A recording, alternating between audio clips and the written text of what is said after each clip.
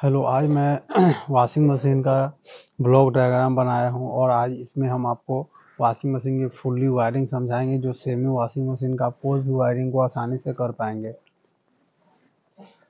तो आइए चलते हैं पेडकल की तरफ कि किस तरह इसका वायरिंग होता है, तो बिल्कुल ही बारीकी तरीके से समझे। इसमें आप एक बार देख लेंगे अगर ध्यान से, तो किसी भी वॉशिंग मशीन का आप वायरिंग को आसानी से बना पाएंगे। तो आते हैं डायग्राम की तरफ। तो वॉशिंग मशीन में सबसे पहले हम क्या करते हैं कि न्यूट्रल का वायरिंग कर लेते हैं। तो हम यहाँ से न्यूट्रल का वायरिंग सबसे पहले वॉश मोटर और स्पिन मोटर में कॉमन पर कर देते हैं। वॉश मोटर और स्पिन मोटर के कॉमन पर कर देते हैं और दूसरा वहीं से एक वायर लेके बजर के एक पॉइंट पर दे देते हैं। बजर में 2 पॉइंट होता है, एक में दे देते हैं। मैं एक बार और रिपीट करना चाहता हूँ कि आप मेरे वीडियो में बिल्कुल ही बने रहे, स्किप थोड़ा भी नहीं है, क्योंकि इसमें आने वाली प्रॉब्लम वायरिंग समस्या तो टोटल इस वीडियो में हम आपको क्लियर करने वाला हूँ। तो ठीक है, आप इस वीडियो में बिल्कुल ही अच्छी तरीके से बने रहें। तो आप न्यूट्रल का वायरिंग समझिए। न्यूट्रल को एक लेंगे और उसको वॉश मोटर के कॉमन पर और स्पिन मोटर के कॉमन पे, दोनों पे न्यूट्रल को, और तीसरा एक बजर पे दे देंगे। ये मेरा न्यूट्रल का वायरिंग कंप्लीट हो गया। अब आते हैं फेज में। तो फेज को क्या करते हैं, फेज यहाँ से एक को डायरेक्ट उठाते हैं और दूसरी एक फेज को देते हैं वॉश टाइमर के एक बीच वाले पॉइंट पे। ये 7 तार वाला टाइमर है, 7 तार यानी कि 7 वायर वाले टाइमर है। तो 7 तार वाले टाइमर में क्या करना है, फेज को जिधर की तरफ 4 वायर रहेंगे उधर के छोड़ देना है। जिधर 3 तार रहते हैं, 3 वायर रहते हैं, उसके बीच वाला में देना रहता है, चाहे कलर कोई भी हो, चाहे कोई भी वॉशिंग मशीन हो। तो फेज को यहाँ से उठाते हैं और यहाँ पे यानी कि बीच में दे देते हैं। सबसे पहले एक चीज़ और बात बताता हूँ हम आपको, इसमें सिर्फ ये जो 7 तार वाली है इसमें ओनली सिर्फ फेज जाता है, और एक और टाइमर आता है जिसमें न्यूट्रल और फेज दोनों जाता है। तो इसके बाद मैं उसको सिर्फ टाइमर में ही बताऊंगा कि किस तरह जाता है क्लियर, बाकी आप खुद समझ जाएंगे।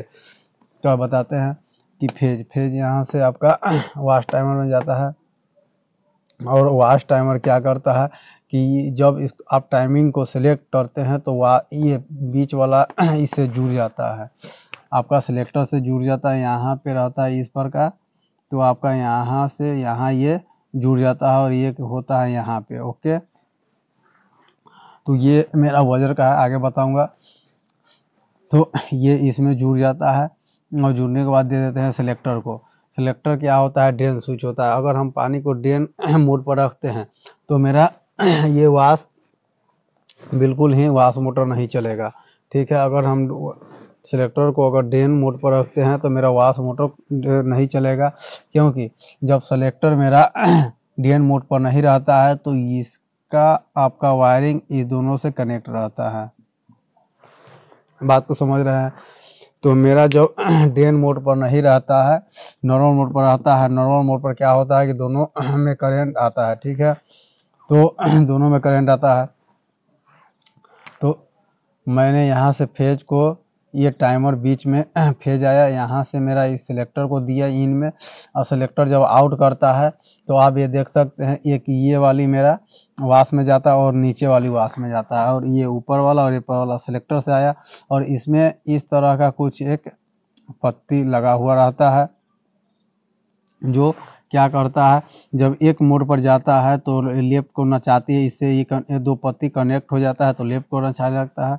जब फिर इससे कनेक्ट होता है तो राइट नचाने लगता है। इस तरह मेरा कंप्लीट होता है। तो अब आपको बता दें, सेलेक्टर एक पिन जो 3 नंबर है वो सिलेक्टर में जाएगा, और सिलेक्टर से दोनों पिन को इसमें डालना है वॉश टाइमर के चौथा नंबर, और इसमें बता दें आपको 6वां नंबर पे, 5वां नंबर और 7वां नंबर जो मेरा निकलेगा वो जाएगा मेरा रनिंग और स्टार्टिंग, वॉश मोटर के रनिंग और स्टार्टिंग में। और कैपेसिटर आपका 12 भी हो सकता है, 10.5 भी हो सकता है, 11 भी हो सकता है, 10 और 8 का भी आपका कैपेसिटर लगा हो सकता है, वो मोटर के ऊपर रहेगा। तो इसका 2 वायर उसमें लिखा रहता है 10 FD yellow black, 10 FD yellow black, तो हम समझ जाएंगे येलो जो ब्लैक होगा वो मेरा वॉश के लिए है। और जैसे 5 MFD के नीचे लिखा रहेगा ग्रीन, 5 MFD के नीचे लिखा रहेगा ग्रीन, 5 MFD के नीचे लिखा रहेगा या कोई भी कलर हो, रेड ब्लू, जो समझ जाएंगे कि स्पिन मोटर के लिए। तो यहाँ से हम बता दें आपको कि 10 MFD के लिए ये वाश मोटर है 10 MFD। तो 10 MFD को हम रनिंग और स्टार्टिंग कैपेसिटर में कनेक्ट करते हैं, ठीक है। तो यहाँ से आप फिर से आते हैं, फेज को देते हैं हमने 2 नंबर पर और 3 नंबर से आउट कराते हैं। आउट कराने के बाद यहाँ से सिलेक्टर स्विच में, सिलेक्टर स्विच जब आउट करता है तो सिलेक्टर स्विच जब आउट करता है तो एक चौथा नंबर पर देते हैं, एक छठवां नंबर पर देते हैं, और पांचवा और सातवां नंबर से निकाल के हम वाश मोटर को दे देते हैं, ठीक है। यहाँ कंप्लीट है। उसके बाद वाश टाइमर से जो एक पहला नंबर जो पिन निकलता है वो हम बजर को दे देते हैं, ओके। तो ये क्या है कि जब मेरा टाइमिंग 2 मिनट पर आएगी, 1 मिनट पर आएगी, तो ये इससे कनेक्ट हो जाएगा, ओके। कनेक्ट हो जाएगा तो मेरा बजर को करंट जाएगा और बजर बजने लगेगा। यहाँ वाश मोटर तक क्लियर है। अब आगे चलते हैं। तो फिर यहाँ से फेज को उठाते हैं, यहाँ पे कॉमन करते हैं, ज्वाइन करते हैं, और इसी को लेकर जाते हैं सिलेक्टर स्विच। आप देख सकते हैं सिलेक्टर स्विच को हम दिखाने का आपको प्रयास करते हैं। तो आप देख सकते हैं कि ये देखिए इस तरह का सिलेक्टर स्विच होता है। जब मेरा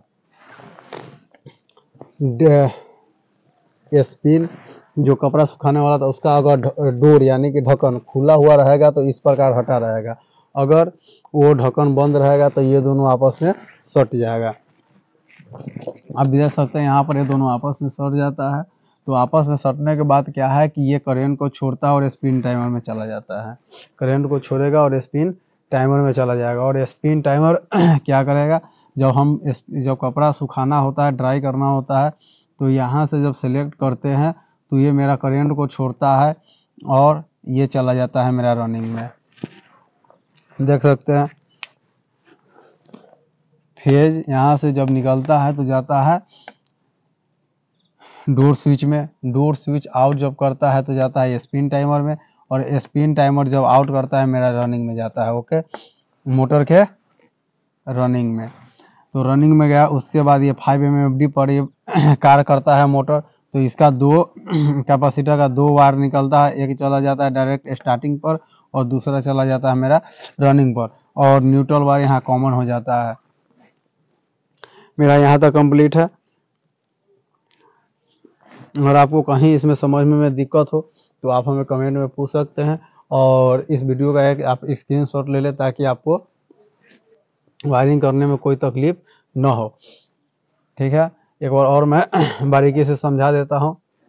हमें कुछ नहीं करना है, न्यूट्रल को सबसे पहले वाश मोटर में देना है, और फेज को हमें वाश टाइमर के एक पिन पर देना है, जिसमें हमारा ये चीज़ ध्यान में रखेंगे कि किसमें मेरा फेस इन हो रहा है, ठीक है। और फेस जो इन होता है उसमें इन करा देना है। दूसरा हमको ये ध्यान में रखना है कि कहाँ से मेरा आउट होगा, वहाँ से आउट होने के बाद मोटर के रनिंग स्टार्टिंग में दे देना है, और कैपेसिटर का कनेक्शन रनिंग स्टार्टिंग में कर देना है। ये मेरा यहाँ पे कंप्लीट हो जाएगा। दूसरा आते हैं स्पिन मोटर को जब चलाना है। स्पिन मोटर को चलाना है तो न्यूट्रल तो हम डायरेक्ट मोटर को कॉमन कर देंगे, उसके बाद फेज को हम डायरेक्ट दे देंगे डोर स्विच में। डोर स्विच को ओपन करेंगे तो ऑटोमेटिक लाइन कट जाएगा, न कि ये चलते आवर में नहीं रहे, तो ऑटोमेटिक लाइन देंगे। डोर जब खोलते हैं तो इसमें एक ब्रेक भी लगा हुआ होता है, जो ब्रेक लगने पर ये मोटर रुक जाता है और यहाँ से लाइन कट जाता है। तो हम वहाँ चलते हैं, फेज देते हैं, फेज सिलेक्टर स्विच को, सिलेक्टर स्विच से आउट जब होता है तो जाता है स्पिन टाइमर, स्पिन टाइमर से जब करंट को हम आउट करते हैं तो जाता है रनिंग में। और 5 का कैपेसिटर जो चाहे 6 भी होता है, 4 4.5 का भी कैपेसिटर होता है, 4.5 MFD। तो इससे 2 वायर निकलता हो जाता है रनिंग और स्टार्टिंग में। इस तरह मेरा पूरा वायरिंग कंप्लीट होता है। अब आते हैं इसमें दिक्कत और प्रॉब्लम में, कहाँ क्या प्रॉब्लम हो सकता है, बिल्कुल हम बारीकी तरीके से आपको समझाने के प्रयास करेंगे। सबसे पहले हमें वॉशिंग मशीन में अगर करंट नहीं आ रही है तो सबसे पहले हम बोर्ड में कनेक्शन को चेक करेंगे कि हाँ मेरे बोर्ड तक 220-230 वोल्ट आ रही है कि नहीं। अगर वहाँ तक 220 वोल्ट आ रहा है तो यहाँ मेन प्लग तो 220 वोल्ट अगर आ रहा है तो मेन कॉर्ड को चेक करेंगे।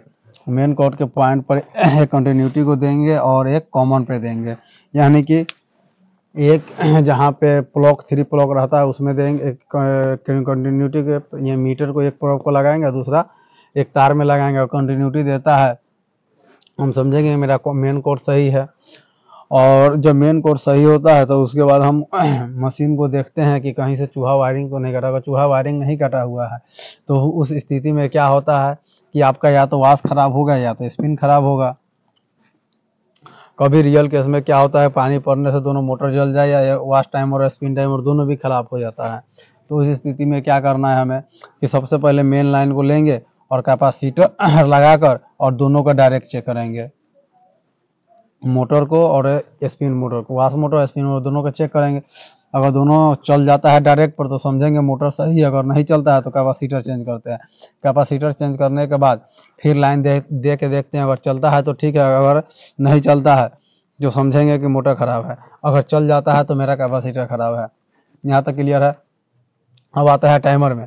तो टाइमर को क्या करते हैं जब हम यहाँ से फेज देते हैं तो उस तरह मैं यहाँ पर कंटिन्यूटी देते हैं, और कंटिन्यूटी रेंज में क्या होता है कि हम यहाँ से फेज दिए और फेज हम सिलेक्टर को दिए। बाय द वे मेरा यह सिलेक्टर नहीं, तो हमें यह ध्यान रखना होता है कि कहाँ से मेरा करंट को आउट कर रहा है। तो यहाँ से मेरा करंट को आउट करता है, उस वायर को हम यहाँ पे लेफ्ट राइट में, यानी कि रनिंग स्टार्टिंग जो कराता है लेफ्ट राइट, उस वायर में जोड़ देंगे। तो यानी कि यहाँ से हम हटाएंगे और इसमें दोनों को कॉमन कर देंगे।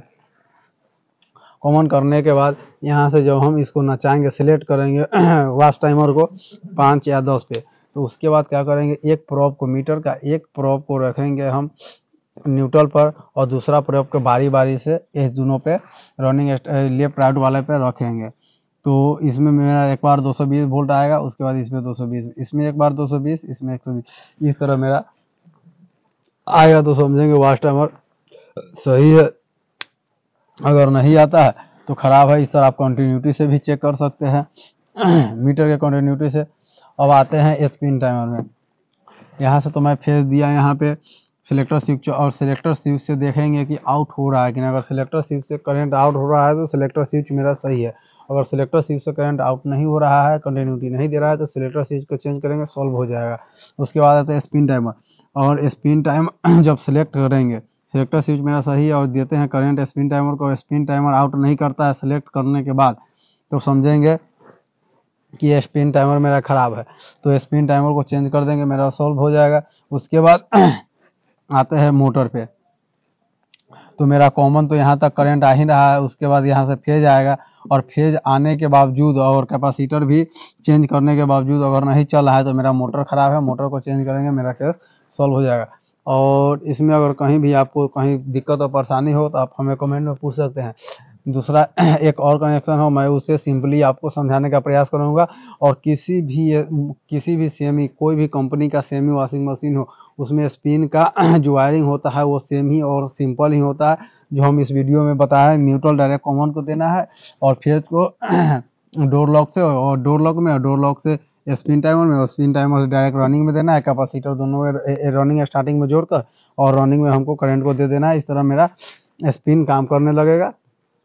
वाश के लिए देख लिए। और मैं दूसरा जिस टाइमर में न्यूट्रल और फेज दोनों जाता है उसका मैं वायरिंग आपको बता रहा हूँ, थोड़ा प्लीज़ ध्यान दीजिएगा। और एक ही बार में मैं आशा करता हूँ कि आप समझ पाएंगे।